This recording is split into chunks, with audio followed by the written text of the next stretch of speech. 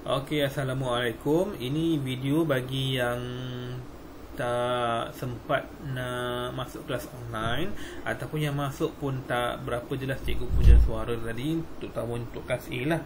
Okey, mungkin lain hari tadi dengan kelas 4B tak ada masalah guna GM, mungkin Telegram tak bermasalah.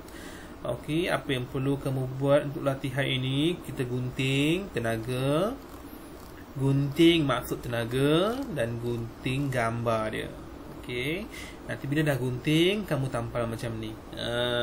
Contohnya tampal tenaga, gambar dekat bawah, maksud dekat sebelah kanan.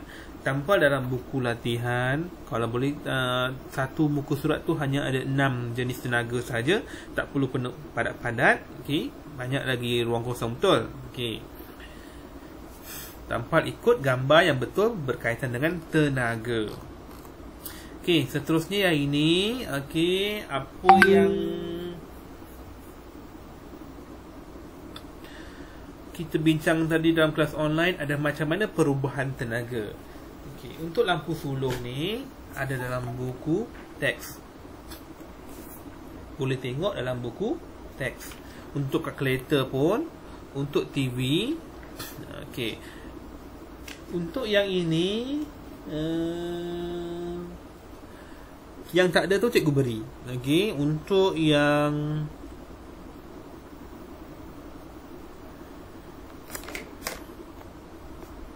pembakar roti, okey, perlu tahu kalau kita cucuk dia dengan plug soket dinding mesti bermula dengan tenaga elektrik. Daripada tenaga elektrik, macam mana roti tu boleh terbakar, iaitu menghasilkan tenaga haba. Kenapa tenaga haba? Sebab kita masak roti tu makin panas. Bila berasa panas, kita nak beri tenaga haba. Okey, yang ini buah. Buah ni kita bermula dengan tenaga suria, sebab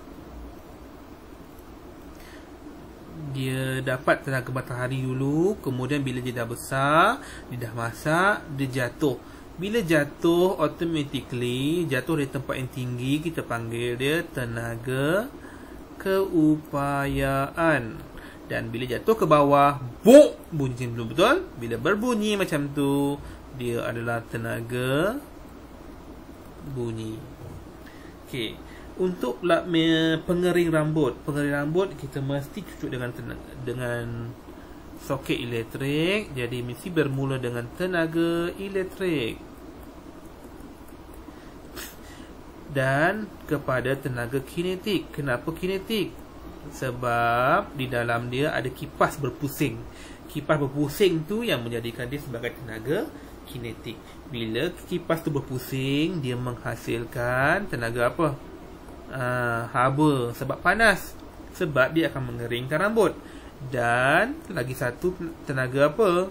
Bunyi. Sebab bila kamu pakai, dia akan bunyi macam tu, bising tu. Itu dia nak makan tenaga bunyi.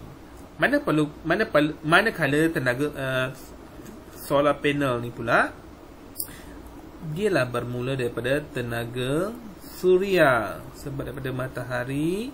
Kemudian kita tukarkan kepada tenaga elektrik. Kenapa tenaga elektrik? Bagi kegunaan di rumah. Itu untuk latihan. Yang lain tu ada dalam buku teks, boleh semak. Okey. Okey, yang ini pula dalam buku aktiviti. Okey, buku 168 ni nyatakan bentuk tenaga berdasarkan gambar rajah apa bentuk tenaga. Okey. Yang C ni kalau dalam soket kita panggil apa? Soket tenaga elektrik. Jadi untuk yang ini dengan yang ini, dia bukan tenaga elektrik. Yang ini dia memaparkan kipas tu bergerak. Yang ini streka. Jadi tenaga apa yang dikeluarkan oleh dua benda ni, tu kena tahu. Okey, nombor 2, apa yang dimasukkan dengan perubahan bentuk tenaga? Dalam buku teks ada muka surat 128. Okey, boleh semak, jawab di situ.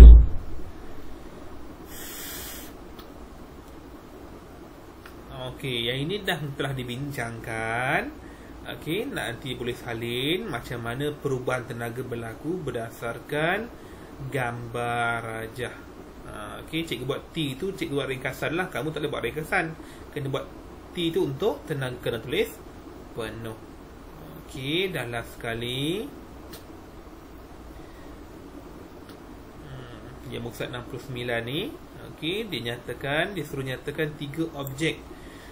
3 objek yang mengalami perubahan bentuk tenaga. Ada pelbagai. Dekat sini boleh jumpa 5. Tapi dekat bawah, tapi hanya boleh ambil 3 je lah. Jadi bila dah ambil atas ni 3, bawah ni pun perubahan tenaga mengikut apa yang kamu nyatakan. Nak senang ambil lah. Nak senang ambil kipas, radio, jam dinding.